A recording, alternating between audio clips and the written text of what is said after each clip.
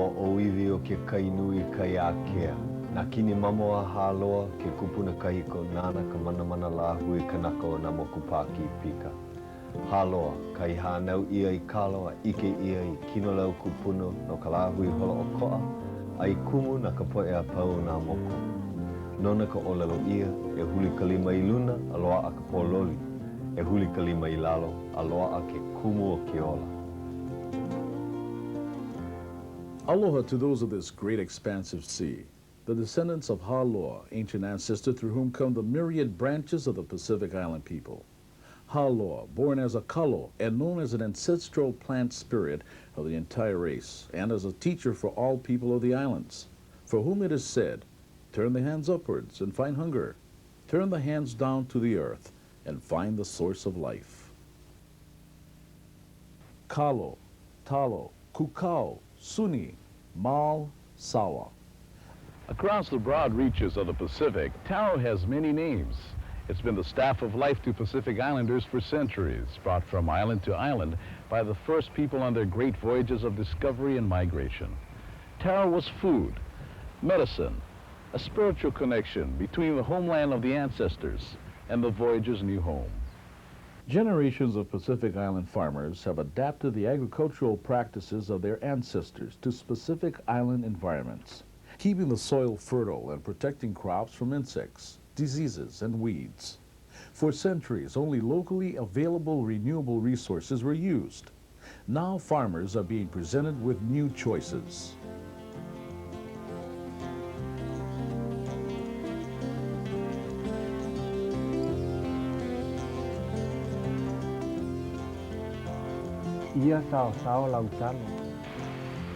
As the Samoan saying goes, collect the taro leaves, gather the information, so that taro growers can make informed decisions about their farming practices. In 1989 and 90, a group of scientists and agricultural extension workers from Pacific Island land-grant colleges traveled to Palau, Yap, Ulithi, Guam, Rota, Tinian, Saipan, Chuuk, Pohnpei, American Samoa, and Hawaii to document the methods used today by people growing taro. The survey teams met many farmers interested in learning how people on other Pacific islands were managing their crops. Are ways practiced on one island feasible for other Pacific islanders? Can these practices be integrated into the natural cycles of other Pacific islands? Are these methods culturally appropriate, economically sound, and locally available? Every taro grower must find their own answer to these questions.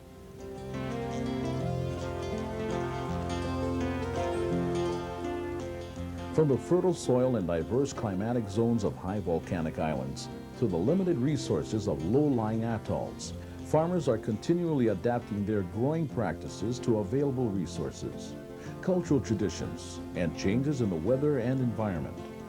Because of this dynamic, the survey team found personalized variations of local farming traditions and modern adaptations on the farms they visited.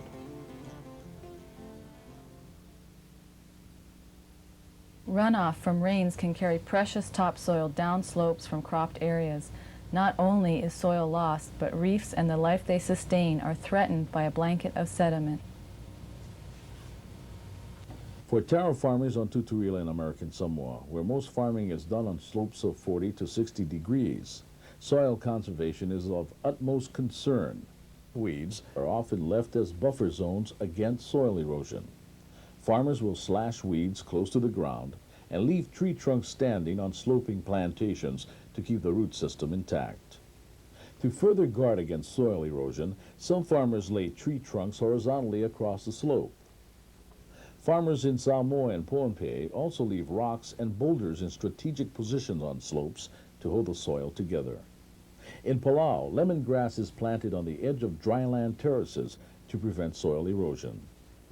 In lowland areas, Palauan farmers grow taro in mesei.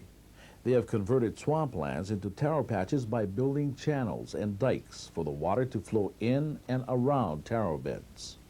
Green manure is buried in a thick mud of the taro bed, and mulch is applied when the taro is planted.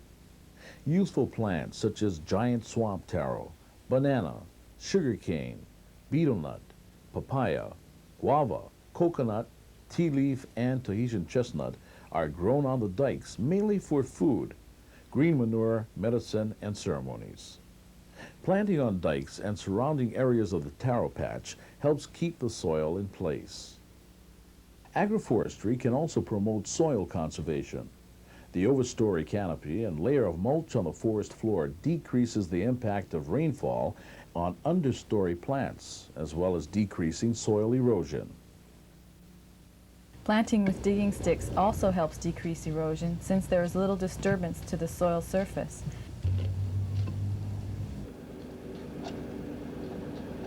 Even with tractors, minimum tillage can be used so that only a small furrow is opened up when planting. The Pacific Islands, despite their small land area, have sustained taro production over the centuries by using only locally available resources to maintain soil fertility. Forested uplands found on larger Pacific islands provide a continuous cycle of nutrients from the canopy of large trees above and their root systems below, creating a fertile mulch on the forest floor. The root systems of larger trees reach deep into the ground, drawing nutrients into their leaves. When the leaves fall and decay, these nutrients become available to other more shallow-rooted crops. Farmers take advantage of this nutrient cycling process in the upland forest by cultivating taro and other crops in mixed stands of food, medicinal, and other multipurpose trees. The farmers of Pohnpei have developed an elaborate agroforestry system with permanent tree crops and multi-layer canopy of vegetation. This was probably an ecologically induced response to a very wet, cloudy environment. When colonialists introduced monocropping to Pohnpei, parts of the island were deforested to grow cash crops. Recognizing the importance of agroforestry in the Pohnpei ecosystem, agricultural extension workers are now encouraging Pohnpei farmers to expand cultivation of food crops in the agroforest. A fallow of grass, legumes, or weeds is another common method of restoring soil fertility used in the Pacific Islands. This farmer in American Samoa fallows her hillside plantation. I grow the taro here like for 6-7 months, then we use it. That's a good month to use the taro to eat, like 6 to 7 months. Then after that, we let the grass grow back up for another 4 or 5 months or even 6 months. Then we cut it off the grass and we plant the taro again, or the banana. Pate, or Coleus bloomii, is encouraged to grow on the fallow land in order to condition the soil for planting.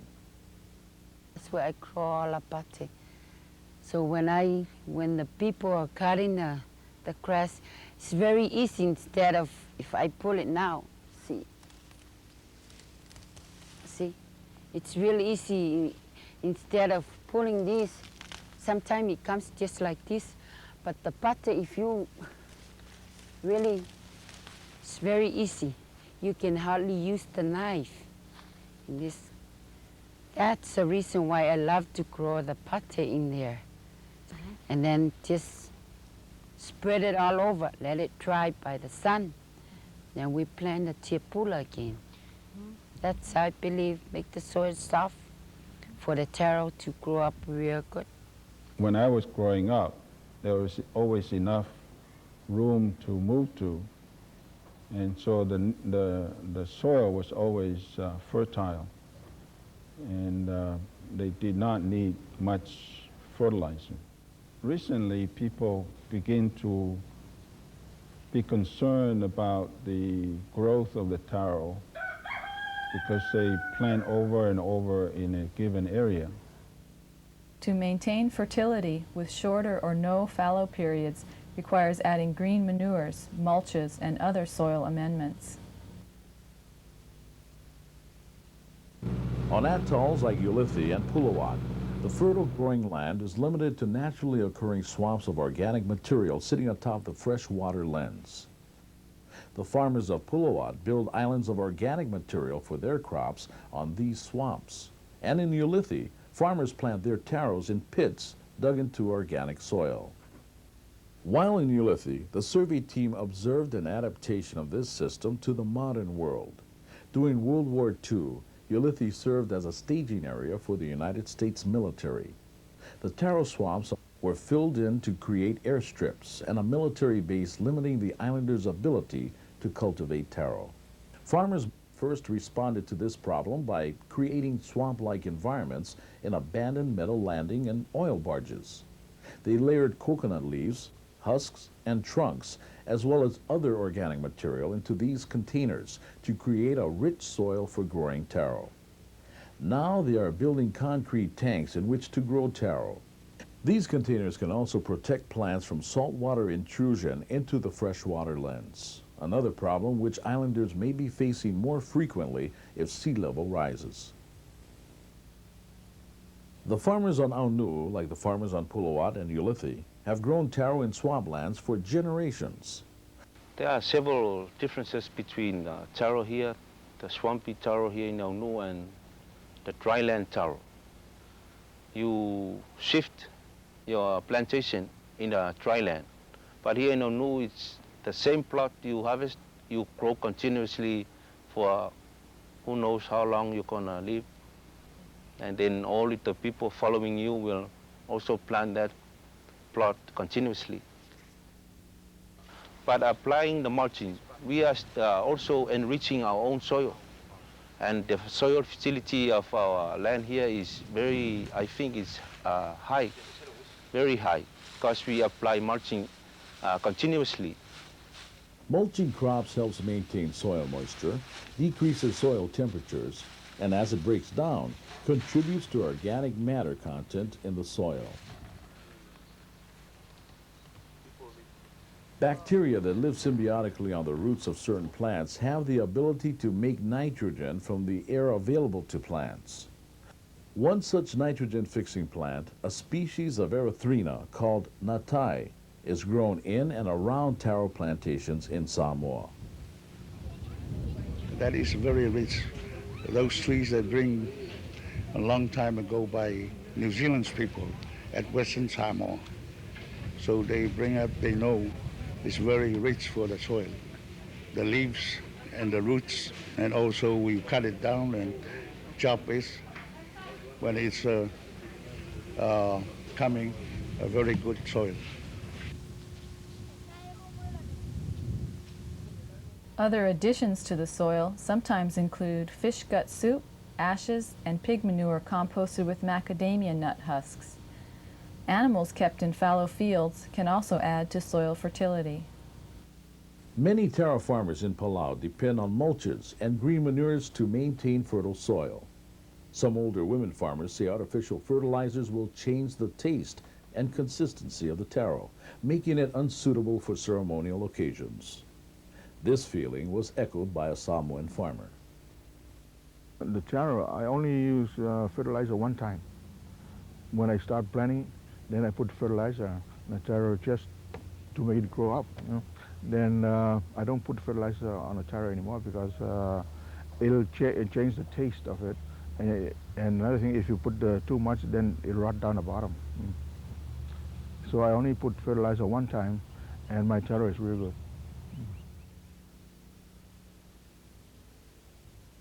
For a healthy harvest, farmers have to keep a close watch on the maturing taro, keeping the patch clean of weeds and watching for signs of distress brought on by problems such as disease and insect infestation. Weeding is the major cost of production. You either lose your crop through too much weed or you pay too much